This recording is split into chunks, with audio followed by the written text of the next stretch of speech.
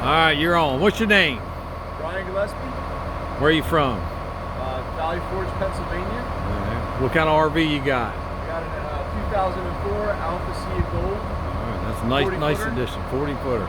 All right, tell the folks a little bit about what we did. We spent the last 2 days getting to know this a little bit better, fixing a bunch of little things that were broken and items I didn't quite understand and how they communicate with other items. And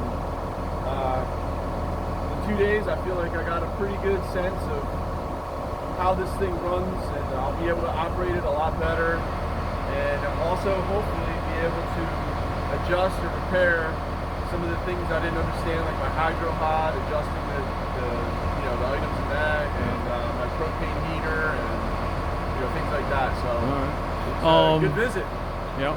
Well, hold on. What I'm thinking about? Do you belong to the Facebook page Rvdiagnostics Troubleshoot? I'm on your Facebook page. Yeah. Okay, good. All right. So you're a fellow member. All right. Good meeting you. Yeah. Yeah. And we're out of here. Y'all take care.